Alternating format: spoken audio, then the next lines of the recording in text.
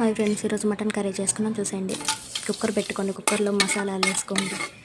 మసాలాలు వేగిన తర్వాత ఉల్లిపాయలు వేసుకోండి. ఉల్లిపాయలు సన్నగా తరుక్కొని వేసుకోండి. తర్వాత పచ్చిమిరపకాయలు వేసుకోండి. పచ్చిమిరపకాయలు కూడా సన్నగా తరుక్కున్న తర్వాత ఉప్పు వేసుకోండి.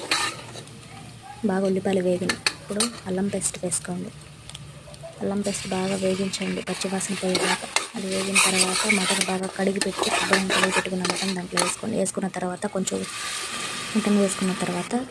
పసుపు వేసుకొని ఆ నీళ్ళు ఎనికేదాకా మూత పెట్టుకొని ఒక 10 నిమిషాలు బాగా ఉడికినివ్వండి. ఉడికిన తర్వాత కారం, ధనియాల పౌడర్, జీలకర్ర పౌడర్, గరం మసాలా, మటన్ మసాలా వేసుకొని కొత్తిమీర పుదీనా వేసి బాగా వేగించండి. తర్వాత కొంచెం ఉప్పు వేసుకొని కొన్ని వాటర్ పోసుకొని మీకు ఎన్ని కావాలంటే అన్ని వాటర్ పోసుకోవచ్చు. చపాతీలోకి, పుల్కాలోకి, దేంట్లోకైనా బాగుండిద్ది. ఇంకా 10 విజిల్ వచ్చేదాకా కుక్కర్ విజిల్ పెట్టుకున్న తర్వాత కొత్తిమీర పుదీనా వేసుకొని ఇంకా దించేసుకోండి. అయిపోయింది మటన్.